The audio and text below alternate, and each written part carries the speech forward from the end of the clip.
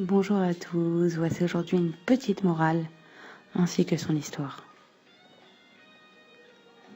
Rav Yitzhak Zilberstein explique que tant qu'une personne est comblée et qu'elle n'est pas touchée par la souffrance, elle poursuit alors sa vie sereinement, sans rechercher l'origine de tous ses bienfaits. Elle se dira en elle-même « Je suis comblée » et omettra de préciser par Hachem.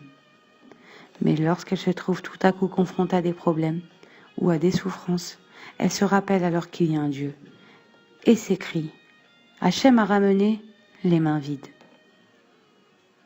Une femme, Maria Talmid Chacham, qui confia un jour à son mari une pensée qu'elle regretta toute sa vie.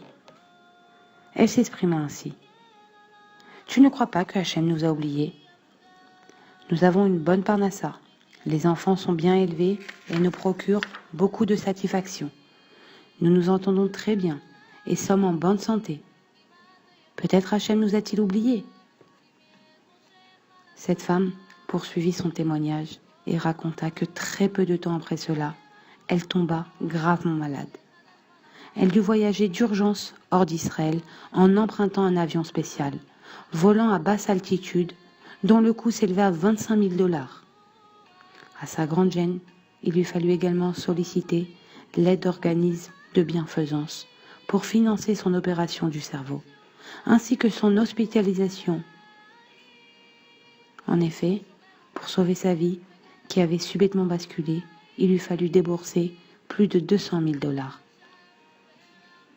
Cette femme est aujourd'hui guérie et en bonne santé, Baruch Hachem. Combien Hachem est indulgent.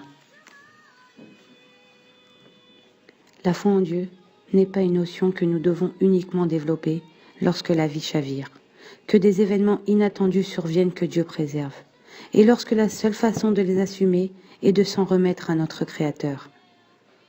La Emouna est la reconnaissance de la présence de Hachem et de son intervention à chaque instant de notre vie.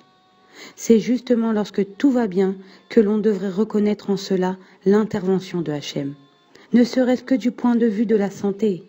Chaque homme dont tous les organes fonctionnent correctement, dont les glandes et les hormones sont équilibrées à merveille, dont le corps parvient à digérer tous les aliments ingurgités, à éliminer tous les virus environnants et à lutter contre toutes les maladies, devrait ressentir humblement qu'il est le sujet d'un véritable miracle. Nous devons prendre conscience que lorsque tout va bien dans notre vie, c'est le signe évident que Hachem maintient sur nous sa providence individuelle, son Ashgacha Pratit, et cela à chaque instant. Rav Pinkus nous enseigne que les épreuves ont pour but de nous rapprocher de Hachem, mais il nous rappelle qu'il existe également un autre moyen de nous relier à lui, encore plus puissant et bien moins douloureux. C'est de le remercier et de le louer pour toutes les bontés qu'il nous prodige quotidiennement. Tout ce qui nous entoure devrait être l'objet de notre connaissance. Le simple fait d'avoir un toit où se réfugier et ne pas vivre sous la voûte céleste, pouvoir manger à satiété, ce n'est pas donné à tout le monde, ne l'oublions pas. Alors, n'attendons pas le coup de baguette, censé nous rappeler que Hachem dirige le monde et notre vie. Et suivons le conseil de Rav Pinkus en nous rapprochant de lui à travers la reconnaissance et les louanges. Voilà, et bonne journée à tous.